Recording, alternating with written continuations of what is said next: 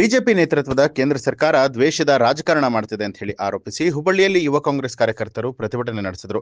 National Herald ಪ್ರಕರಣದಲ್ಲಿ ಇಡಿ ಸಲ್ಲಿಸಿದ ಆರೋಪ ಪಟ್ಟಿಯನ್ನ ವಿಚಾರಣಾ ನ್ಯಾಯಾಲಯವು ತಿರಸ್ಕರಿಸಿದ ಬೆನ್ನಲ್ಲೇ ಕಾಂಗ್ರೆಸ್ ನಾಯಕರಾದ ಸೋನಿಯಾ ಗಾಂಧಿ, ರಾಹುಲ್ ಗಾಂಧಿಗೆ ಕೊಂಚ ರಿಲೀಫ್ ಸಿಕ್ಕಿದೆ. ಈ ನಡುವೆ ಕೇಂದ್ರ ಸರ್ಕಾರ ಇಡಿ ಮೂಲಕ ಕಾಂಗ್ರೆಸ್ ಪಕ್ಷದ ವಿರುದ್ಧ ದ್ವೇಷದ ರಾಜಕಾರಣ ಮಾಡ್ತಾ ಇರೋದನ್ನ ಖಂಡಿಸಿ ನಗರದ ಕಾರವಾರ ರಸ್ತೆಯಲ್ಲಿನ ಕಾಂಗ್ರೆಸ್ ಕಚೇರಿಯಿಂದ ಯುವ ಕಾಂಗ್ರೆಸ್ ಕಾರ್ಯಕರ್ತರು ಪ್ರತಿಭಟನಾ ಮೆರವಣಿಗೆ ಮೂಲಕ ಅರವಿಂದ ನಗರದಲ್ಲಿನ ಭಾರತೀಯ ಜನತಾ ಪಕ್ಷದ ಕಚೇರಿಗೆ ಮುತ್ತಿಗೆ ಹಾಕುವಂತ ಯತ್ನ ಮಾಡಿದ್ರು. ಈ ಸಂದರ್ಭದಲ್ಲಿ ಯಾವುದೇ ಅಹಿತಕರ ಘಟನೆ ನಡೆಯದಂತೆ ಬಿಜೆಪಿ ಕಚೇರಿಗೆ ಬಿಗಿ ಬಂದೋಬಸ್ತ್ ಏರ್ಪಡಿಸಿದ್ದ ಪೊಲೀಸರು ಕಾಂಗ್ರೆಸ್ ಕಾರ್ಯಕರ್ತರನ್ನ ವಶಕ್ಕೆ ಪಡೆದಿದ್ದಾರೆ.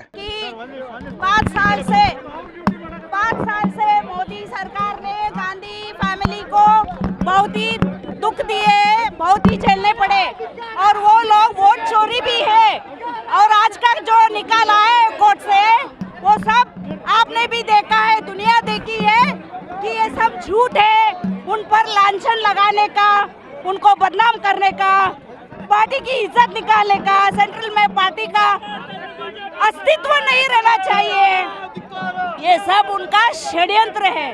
इसलिए हम सच्चाई के रास्ते जाते हैं, हम गांधी जी के रास्ते से जाते हैं, हम नेहरू जी के रास्ते पे जाते हैं। तो सच्चाई एक है, यूनिट रहेगा और कांग्रेस का एक सेंट्रल में आना चाहिए. ಯಾವತ್ತಿದ್ರೂ ಕಾಂಗ್ರೆಸ್ ಪಕ್ಷದ ಒಂದು ಸರ್ಕಾರ ಮೇಲೆ ಆರೋಪಗಳನ್ನು ಹೊರಸ್ತಾನೆ ಬಂದಿದೆ.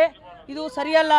ಸತ್ಯಮೇವ ಜಯತೆ ಅಂತೇಳಿ ಸತ್ಯಕ್ಕೇನೆ ಯಾವತ್ತು ಜಯ ಇದೆ. ಇದು ಹೆರಾಲ್ಡಲ್ಲಿ ಏನು ನಡೆದಿದೆ ಮುಖಂಡರ ಮೇಲೆ ಅದು ಎಲ್ಲ ನಿರ್ಣಯ ಆಗ್ತಾ ಇದೆ. ಅದಕ್ಕಾಗಿ ನಾವು ಈ ಹೋರಾಟವನ್ನು ಮಾಡ್ತಾ ಇದ್ದೀವಿ. ನಾವು BJP ಒಂದು ಪಕ್ಷದ ಒಂದು ಕಾರ್ಯಾಲಯಕ್ಕೆ ನಾವು ಹೋಗ್ತಾ ಇರುವಾಗ ನಮ್ಮನ್ನು ಎಲ್ಲ ತಡೆ ಹಿಡಿದು ಬಿಡ್ತಾ ಇಲ್ಲ, ನಮ್ಮನ್ನು ಅರೆಸ್ಟ್ ಮಾಡಿದ್ದಾರೆ. ನ್ಯೂಸ್ ಅಲರ್ಟ್ ನಿಮ್ಮಿಂದ ನಿಮಗಾಗಿ.